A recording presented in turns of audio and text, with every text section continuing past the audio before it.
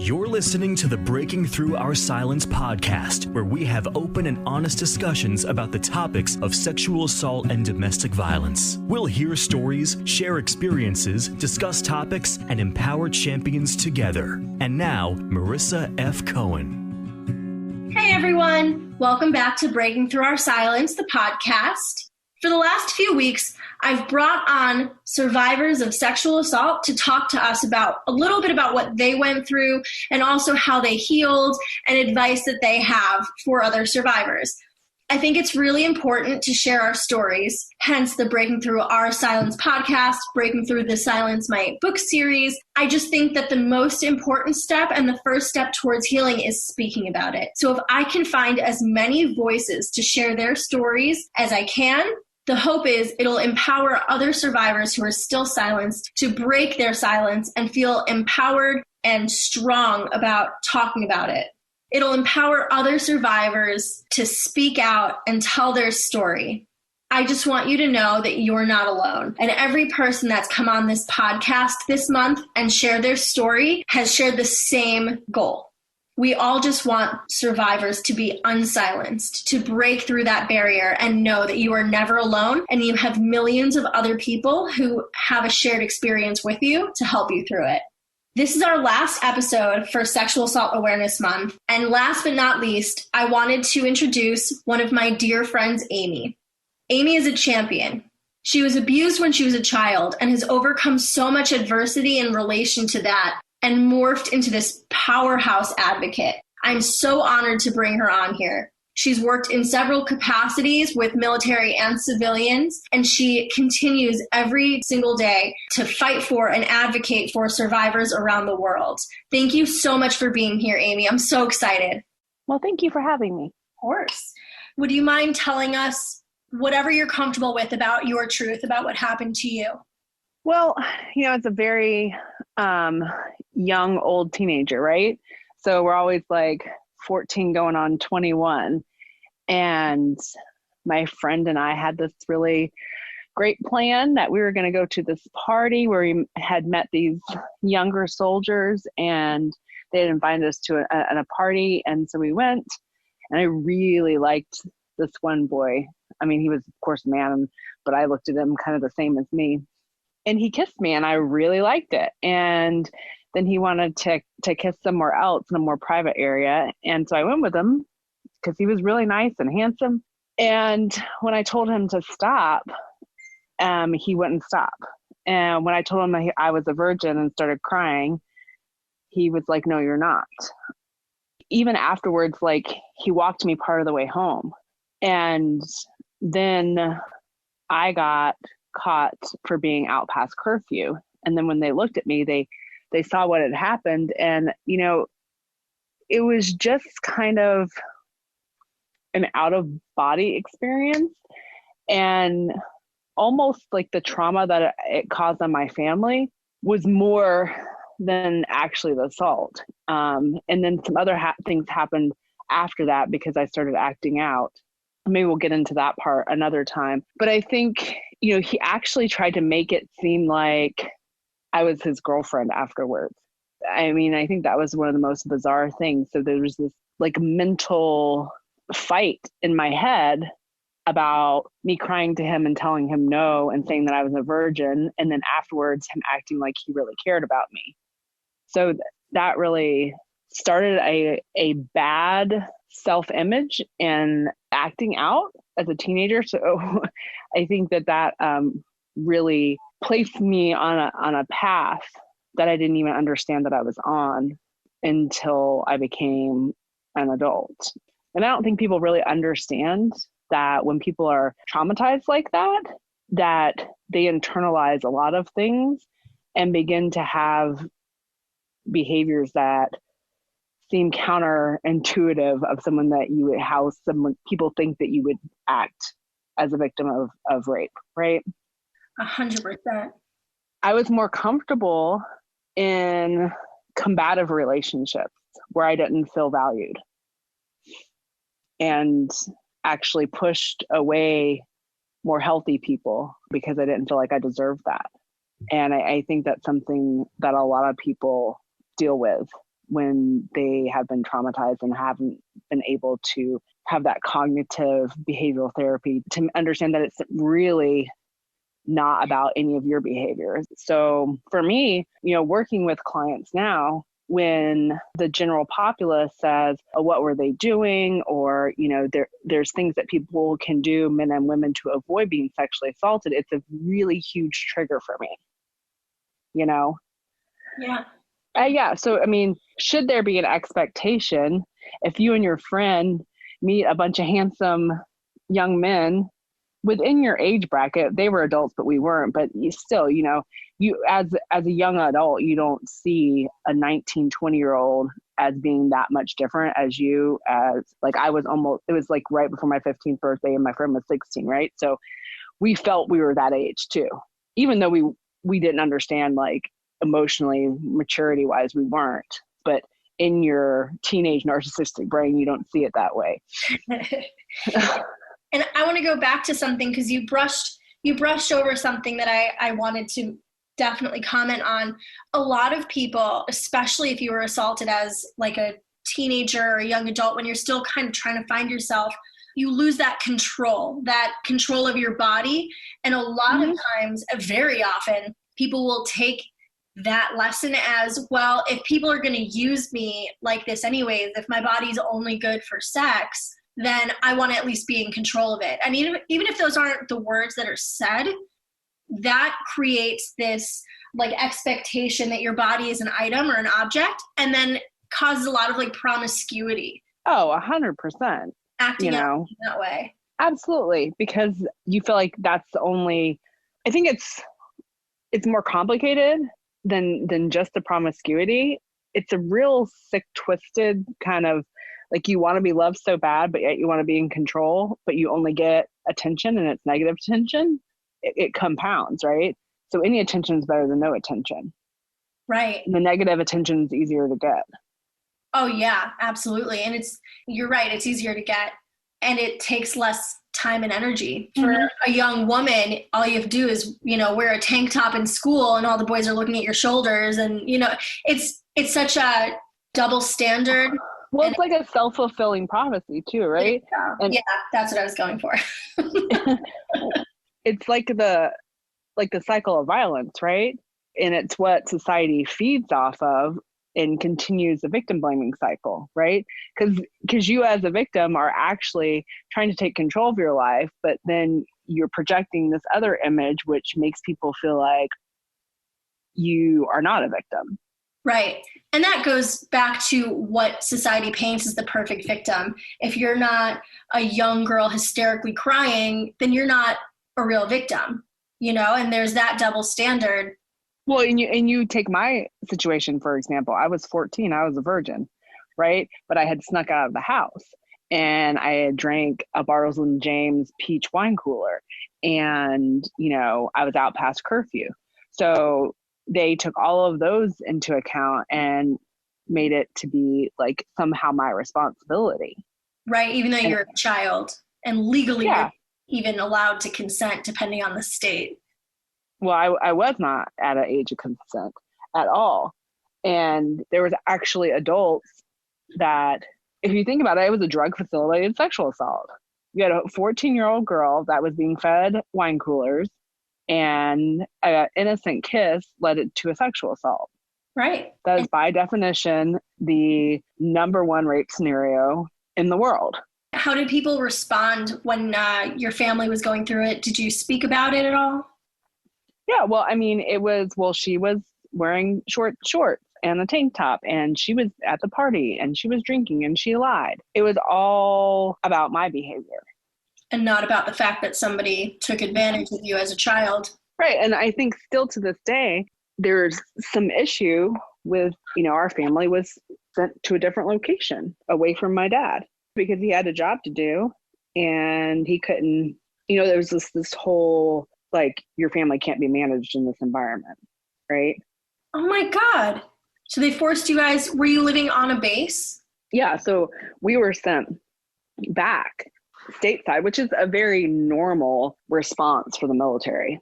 That's disgusting. So instead of handling the person who who actually abused you. Our family was separated. That's disgusting. Are you okay? Oh yeah, it's actually allergies. I'm not crying. Okay. Not right now.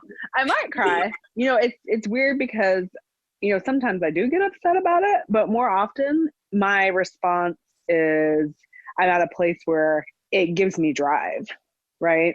Mm-hmm. So when I talk about, it triggers me when people talk about victims' behaviors and things like that. I'm just like, well, you think for some reason that individual wouldn't have found another vulnerable person to take advantage of and victimize? Right. If they're going to abuse somebody, it's not always about who. It's a matter of needing to control or have power over someone. It's air and opportunity, right? It's access. Right. It's the same dynamic as why I'm fundamentally against people telling their children to give relatives or friends, give so-and-so a hug. Give them a hug goodbye, or kiss so-and-so on the cheek, tell them thank you. No, quit telling people that we owe them some kind of physical affection for approval. I agree. That's not appropriate. Yeah, you don't know the situation. You don't know what the child has to know, that they are in control of their body. And if they are uncomfortable hugging somebody or giving someone a kiss, that they do not have to. I absolutely agree. Especially somehow this kind of legalized prostitution that we have established in the dating world, that somehow a level of doting or flattery or the level of expenditure for a date somehow equates to some kind of physical repayment. It's called manipulation. That's why I am fundamentally against the word friend zone. You're not getting friend zoned because you were nice to somebody and they're not interested in you sexually. You were being a friend, and having an ulterior motive on that friendship is a manipulation of the friendship and of the person. And if you think about it like this, why can't I just want to have sex with somebody just because I feel like it? Why should I be obligated because you took me to Smith & Wollensky's to an expensive dinner and then drinks on the rooftop at a ritzy bottle service? So now I owe you oral sex? Or maybe I'm just having fun with you and we could have had a picnic in the park and went to your rooftop private deck and I would just felt like giving you oral sex. It shouldn't matter. There shouldn't be an expectation of economic output somehow gives you sexual a physical. Yeah. Why don't we just start doing it dollar for dollar? If that's the goal. I don't know for you, if as a woman you've ever experienced someone being like, well, you paid $150 for dinner. We had a $75 bar tab. So now you're up to $225, right? Mm-hmm. So you think that my vagina is worth $225? That's not nearly enough. Right? So, if we're going to have an equitable exchange, escorts that don't even give any kind of sexual pleasure at the end of the night make more money than that. So if you just wanted someone to sit there and be pretty, we're going to have to reevaluate this. I'm saying this is an issue, right? But it yields to all these other social issues that somehow if somebody's nice to you, you owe them something. Right. Why can't you just say thank you and be appreciative and let something build and grow? Yeah, become something organically. Right. And that's what it should be. But I think that, I don't know, people become so greedy and they value their money more than they value your ability to make decisions for yourself. I don't owe anybody anything. Nobody owes anyone anything. Not sex, not your body, not nothing, unless it's agreed upon. Right. But those thought processes yield to the same rape culture, right? It's right. Why people don't have any kind of, I don't know if anger is the right word I want to use, why people aren't up. Okay. So if a child is sexually abused, right, people are out of control, up in arms, right? So if I'm married for 10 years and my husband gets drunk and comes home and slaps me around a little bit, not enough to bruise me up, just kind of reds my cheeks a little bit, and then rapes me. People really don't get excited about that. They don't seem to have this, that is the same type of trauma.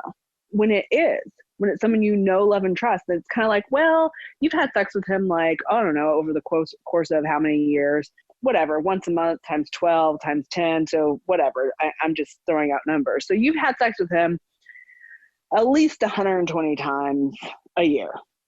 So what's the problem with this time? It's kind of how it's looked at, right? Mm-hmm. Yep. You got it on you. You've been giving it to him anyway. So why are you so upset now? All of these thought process continues to perpetuate the same thing. Why are rapes going up in our society? Because we don't address rape culture the right way. We paint a perfect victim, and if you don't sit in that perfect victim's exact identity, you're not a victim. And I mean, and I'm not saying this is a thing, I'm just kind of throwing a thought. Is it because women are generally being and empowering themselves in the workplace and taking on different roles? And so the best way to reduce and take away our power is to sexually harass us or take our power away by physically assaulting us with rape? I'm sure that has a lot to do with it. I think it's also just a power struggle. If you go back to the Viking culture, like Viking women used to run the show. I didn't know and that. And then 100%, they did. They picked the men that were the strongest to have children with so that their children would survive in their rough surroundings and culture and all of these things. And then they started being overpowered and they became victims of rape, and then the power balance changed. That's so interesting. I didn't know that. Yeah, so I find as a professional woman, thank God, as a professional woman, I have done my best to protect myself and haven't been like actually raped, but I have been sexually assaulted via rear end grab. You know, you don't even think about it because someone grabbed your rear end. Like that it's not the same level of trauma, but it is the same level of, I don't really give a shit about you. But what I have experienced quite frequently is when they can't attack my character or my ability or my professionalism, they somehow figure out a way to say that my clothes are somehow too attractive. Or you're too small, or, make comments about your body. They do that to me. They used to do that to me all the time. Right. To the point where like I started wearing turtlenecks to work. One of my friends is like, well, I'm not making excuses for her, but she's fallen into that same like would rather protect herself than go against grain. She's like, well, Amy, you shouldn't have gotten a boob job and you wouldn't have so much attention. I'm like, these are mine. Even if I did get a boob job, that like it has no bearing. But her little, and she's like, because even with turtlenecks, you can't hide them. I'm like, well, I can't do anything with them because this is how God made my body. And so what if I would have gotten a boob job? What's the big deal? Right. And she was right. It didn't matter if I was wearing a sweater or a turtleneck or a V-neck or a dress or a sweater dress or a Michael Kors dress or whatever. There's certain things, it's just what it is. And somehow I'm responsible for you staring at me and trying to take my power by saying there's something about my body that makes me less valuable at work. I don't understand that. It's disgusting. And it's just a means to silence women and silence people by making them feel inferior in their bodies. It's not your fault that you were born with boobs. It's not your fault if you buy boobs. If you have a choice you make, you can't control anyone else's behavior because you did something for you. That's not your problem. That is the offender's problem. Always, they're the ones that make the choice. But sometimes it's not even the offender. Sometimes it's not even the offender that is the worst issue. Other people's opinions like perpetuate culture. Yeah, I'm like, you guys are helping the rapist, yo. What's going on here? People who perpetuate rape culture encourage rapists. You're 100% on point. We make it so easy for them because we're already telling people that they shouldn't be who they are in their bodies, and we're telling people that they shouldn't wear certain things. And if I'm comfortable wearing booty shorts and a tank top to a party and I want to, that does not mean somebody gets to touch or comment or take any part of my body. That is not theirs. It is still my body. Well, I'll tell you an interesting phenomenon. I have never, in all of my life, the safest I felt in my body is being at a nude beach. Really? Like I didn't, yes, like I didn't feel ogled. I wasn't stared at. I wasn't hit on. I was just left alone to be in my own body, in my own safe space, and enjoy all the vitamin D to every part of my parts. I feel like that's because everyone's in the same vulnerable place. If you even feel vulnerable, you know, in your body or naked, but everyone is showing all they've got, you know, so what makes you so different from everyone else, I guess. Exactly. Well, and I think there's also hard rules of no cameras, no sexual behavior, you know, all of these things. There's no creep under a tent or under an umbrella with a big hat, you know, taking secret pictures of people. That makes sense. And other cultures, like other countries, are very cavalier about nude beaches. I think America has a big problem with nudity, whereas other countries have a big problem with the violence we portray in our media. We have a big problem with the way that they are more sexually open or aware. Even working in rape crisis, working with child sexual assault, if you are against a rape culture, that somehow you are a man-hating sexist feminist, right? And that you don't enjoy sex, that all men are bad, that you don't like men and you hate sex. And that is completely, and that you should be some kind of nun. It's strange. It's not really liking rape does not mean you don't like sex. Well, rape and they are not the same thing. Exactly. That's what I was just about to say. Like, I needed to get it through people's thick skulls. Rape crisis counselors and people that intervene in rape situations and help people get the help they need so they can get their power back do not hate men and do not hate sex. I've never heard that one, but I appreciate you bringing that up. I want to put this out as a public service announcement for men and women, regardless of who you like to have the sex with. If you are respectful of people's bodies, if you are respectful of their time and space and where they're at emotionally, and you give them love and honesty, they will want to make love to you if they're attracted to you. Because our bodies are built to want to have sexual pleasure. You know, we are one of the only other mammals in the world that have sex for pleasure. We're supposed to like it. It's supposed to be enjoyable. It's healthy for you. It's healthy to have orgasms, to release those endorphins. It's healthy to share that intimacy with somebody that you trust. All of that is healthy. What is not healthy is taking somebody's body for your own pleasure and abusing them and hurting them. Absolutely. Thank you for that PSA. That was perfect. So what are you doing? So we know you work in rape crisis. What do you do? What are you doing? What projects are you working on? So right now, we've had a lot of forward movement and being more educated in child sexual abuse and cycles of violence in families, with pedophilia, and we've been more spoken out about rape situations and things like that. But unfortunately, from my perspective as a professional, we have gone away from like the grassroots of actually helping the people that have been traumatized to spending millions of dollars on these overarching organizations that kind of leave, you know, the victims at the wayside and don't get to the root of the problem and take the initial crisis and don't follow that person through to the end state. Also working within the confines that, you know, money has become an issue And there's been a lot of abuse of power where people haven't been able to get the help that they need because they're stuck in these organizations that have a very structured hierarchy, and giving people an alternative source to find that help outside of those confines. I don't know if that makes sense or not.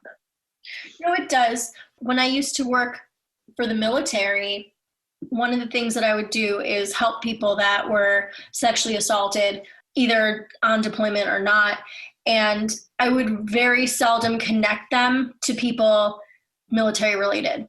And I would outsource to other resources, to therapists and programs that were not related to the military, because the way the military handled it was so regimented and truly like incorrect. It wasn't in good conscience. I couldn't in good conscience relate them to like the VA, who I know is not going to help them, or to their commander, who I knew was not going to help them. Well, I think help looks different, right? Say, for example, that I work at McDonald's, right? And I need this job to take care of my family. And I've worked there maybe 9 months. And the shift supervisor has worked there, I don't know, 10 years. And his friend, and it's a franchise McDonald's, and he's friends with the owner, right? And the manager.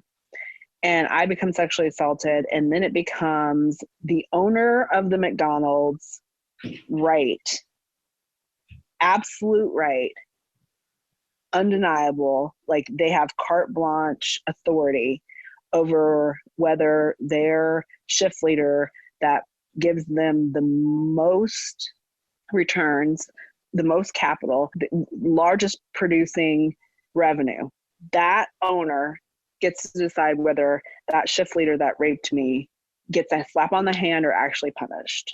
How well do you think that works? Probably not well. I'm pretty sure that you, the employee, are expendable, and the person they've had this relationship with is easier to believe because they quote unquote know them better. And they are equitable for them, right? Mm-hmm. And then my other colleagues that also work for this same shift leader, well, that shift leader gives them all the best like shifts. I'm another single mother that works there, and that shift leader knows that I have to be off on Mondays because my kid has speech therapy. And they always make, whether I have to work on Mondays or not, they always make arrangements for me that I always am off to go take my child to speech therapy. Am I going to retaliate against you that are going to jack up my way of life?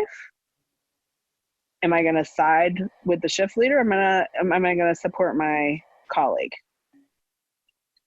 That's a really good analogy. It's a great way to put it. You're right, because there are so many sides to the stories and so many people being affected that we kind of lose sight of the one important factor, and that's safety. And there's no oversight, right? Right. So as the owner of McDonald's, I can be like, well, in order to protect my product, to protect my brand, then none of the things that we're doing to punish the shift leader is releasable to the public. Now, let me ask you, let's pick a town. I don't know, just say Boulder, Colorado, right? Okay. And that McDonald's owner owns 10 stores, right? That shift leader then gets promoted after they rape the one person. And we don't know what happened to them because it might leak our French fry recipe out, right? So then that shift leader gets promoted to be the regional shift leader. And they rape 2 more people and they keep their job. And then they rape 5 more people. So now we're up to 8 people sexually assaulted by one person, one shift leader. But he makes a lot of money. He does a good job for that McDonald's in Boulder. And this is like a scenario. There's no such thing didn't happen in Boulder. Like, I'll just give that caveat. This is a made up scenario. And that 8th person that gets sexually assaulted finds out that back in the day, there was a number 1 rape victim that got screwed over. And they call that person and be like, you know what? I'm sorry that happened to you too. I know I'm the 8th person he's done this to. What the hell? Then the 1st and the 8th person decides to go outside of that McDonald's hierarchy. And they go to the press, and the press is like, holy shit. Now, what do you think the community in Boulder, Colorado would say to that? They'd get really mad that they allowed, I hope they'd get really mad that that McDonald's owner allowed that person to go on a raping spree. I mean, I hope. I think that they would boycott that McDonald's because they're allowing people to be raped in order to make money. They're to protect their brand. Exactly. The economic value. What's the economic value of a person? The monetary value of a human being. So you take that scenario and you feed it into the overarching hierarchy of the military, who does have the power to say, you can't know about that because it might affect national security. Where does that leave somebody, especially service members that still cannot utilize a lot of our other given rights because of the Ferris Doctrine? What's that? That says that service members can't sue the military for damages. They're not allowed to sue at all? They can't. There's a caveat right now for medical malpractice, but it's very, very narrow.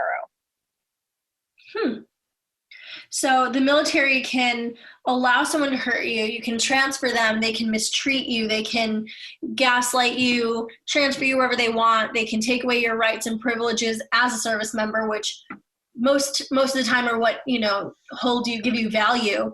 Is your ability to, have a gun and your ability to defend. They took both of those things away from you, and you can't sue them for any of it. You can't retaliate for any of it. You can't protect yourself. I can tell you, I've talked to many, many service members, active and retired and medically discharged, that they were told to suck it up. I believe the term that I heard a lot was unfuck yourself. That's another term that they use quite frequently. But, and I want to make it very clear. It depends on who's in charge, right? Not all owners of McDonald's, not all leaders in the military are bad. But when everything relies on that person's good or bad decision making and there's no oversight, where do you have it? I don't think that the general public also knows that a commander in the military can decide to accept a level of risk, right? Mm-hmm. It's their decision. And they can be advised, but there's no force function. That's a lot of power for one person. It is. And then you add in the cloak of we can't be transparent because of national security. There is nothing about somebody being raped or sexually assaulted that has an adverse effect on national security. The one thing that would have adverse effect on national security is rapists being allowed to continue to rape people, especially in a deployed environment. How mission ready do you think your soldiers, men and women, service members, sailors, airmen, how well do you think they're going to be able to carry out their mission to protect our freedom if they're worried that somebody's going to sexually assault them? And oh, by the way, if you say anything, you need to figure it out yourself.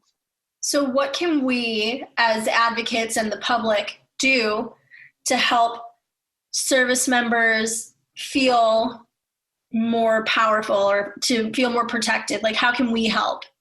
And that's part of what we're working to establish is that, yes, you're service members, and yes, you have different confines because you are, but there are certain things that can't be taken away from you, right?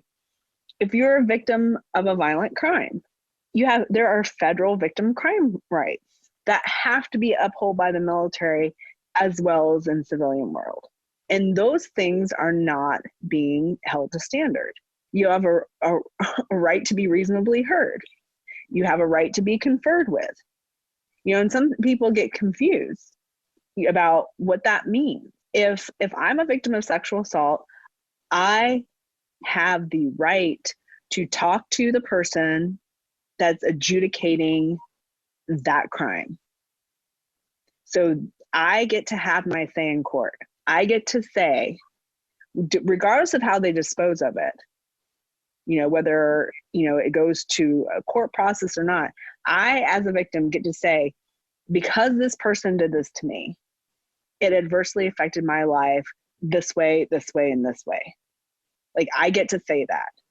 I get to be informed of the proceedings. Very, very simple, transparent things that are not occurring. And aren't a risk to public safety. No. And there's no force function when it doesn't happen. Okay, so they didn't do it. So what? Right. Well, the same people that have the ability to fix it are the same people that are not doing the things that they're supposed to. That's been in federal law since the Reagan administration. So what can we do to support service members going through this? Well, I think that they need to know that there is military advocacy available, but there's also other nonprofits that are also federally funded that they can get services through, that know what their rights are. If the same owner of McDonald's is like, okay, well, this person I hired to be your advocate.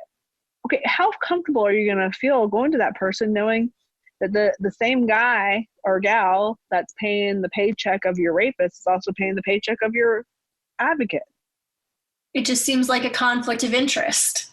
It's an exact conflict of interest. Right. Where did the loyalty lie? JAGs aren't going to go against the military because that's who pays them. It makes sense. They're not going to bite the hand that feeds them.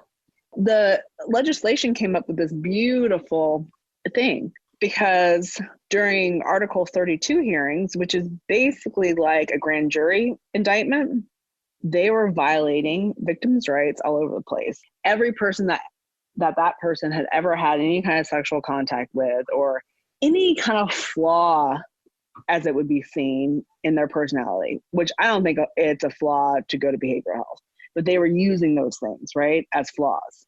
Like, this person's crazy and they have sex with everybody and blah, blah, blah. And so it was brought up to, Congress, and they're like, okay, well, we're going to enact this law through the National Defense Authorization Act that these folks get their own lawyers, which are like, if you're familiar with any kind of civilian court processes or, anything that with child protection, it's like a guardian ad litem, right? Mm-hmm. It's supposed to be just for that person, except for the person that rates that lawyer or gives them their performance employment evaluations for promotions and whatnot is the same lawyer that's the JAG, the Judge Advocate General, for the commander that decides whether to prosecute their case or not. And then let's add another little addition to that. That same lawyer that is supposed to protect the rights of victims, and they do the best job that they can, given there's a saying in the military, never take on what your rank can handle, right?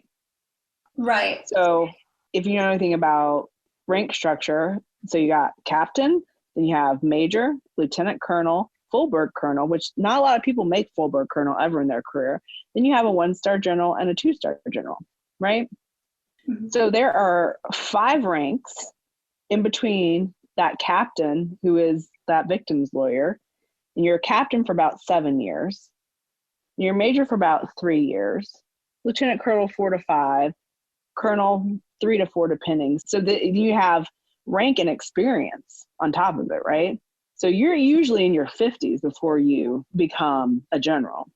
So you not only have 5 ranks on top of me, but you have probably about at least 15 to 17 years of experience that I'm fighting against. It's not a fair battle. It's like allowing a freshman to wrestle a senior out of their weight class.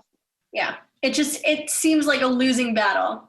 And that person is your superior. Like, you can't, in a military structure, you can't disrespect somebody of a higher rank than you. There's an authority in your rank, like you said. Mm-hmm. Yeah, never take on what your rank and authority can't handle. That's you gave me the last part of it, right? They're gonna do the best that they can, but they're also not protected. So what we need to do is create a new system, which is what your coalition is doing, right? So what the coalition is at this juncture is an alternative advocacy group that knows the confines of the military. So any service member that reaches out to this coalition can rest assured that the military cannot press us. I love They that. can't. You can have idle threats all day long, But they can't but influence it because it's not funded by the military. we don't have any military contracts. There's a lot of rape crisis organizations that have $1 million contracts with the Department of Defense. So if we wanted to support this coalition, how can we do that? Well, we're at our infancy right now. I think that there's more to follow on if people want to support it, that we can give them some contact information, and the website is in development stage right now. Right now, you guys can just send us all your good love vibes as we get it going. We're going to try to launch very soon, but we don't have a hard date. But we can do a follow-on podcast and talk more about that. Of course. I will update the description when we have a more solid info, but I'll put the website and everything in the description. So if you want to learn more at a later date, you're more than welcome to go to the website, send some emails, look at the amazing work that Amy's doing with this coalition and her amazing team. And well, I think if you want to also, you can add the Shadley editions as part of our coalition. okay. So retired Major General Robert Shadley, he's part of the coalition, he and his wife Camilla, and he blogs about this stuff all the time. And he was the only commanding officer that actually conducted a proper investigation to, and he wrote a book about it called The Game, Unraveling Military Sex Scandals. And he busted wide open the sex scandal that was going on in Aberdeen Proving Ground in that training environment. And he did it the right way. He says all the time, and he writes in his book, you will be more successful in the military if you commit a sexual offense than you would be if you reported one. And I think that speaks volumes. That's a really strong statement.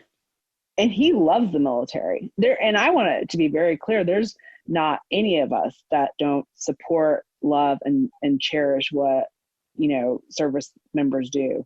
And we don't want to do anything that would adversely affect them. But what we do want is for people to understand that it's wrong to punish somebody for reporting their sexual assault. It's wrong, and it's not okay. It's wrong to retaliate against people who stand up for victims of sexual assault and harassment.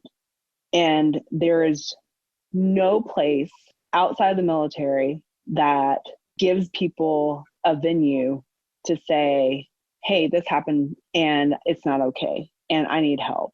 And there's not any other organization that I'm aware of that actually provides direct client services, advocacy to people that are suffering because their sexual assaults or harassments are being mishandled. We love Protect Our Defenders. We collaborate with them all the time. They are very legislation focused, and we support them and we support each other. But legislation is amazing and we support all of their efforts, but every person matters, and direct services to clients matters. We have many families that participate in the coalition that their children have committed suicide because their children did not receive the support and help that they were legally allowed and had a right to have. And one child committing suicide is too much, but there are far too many young men and women killing themselves because they were so badly harassed, teased, blackmailed after they reported their sexual assault.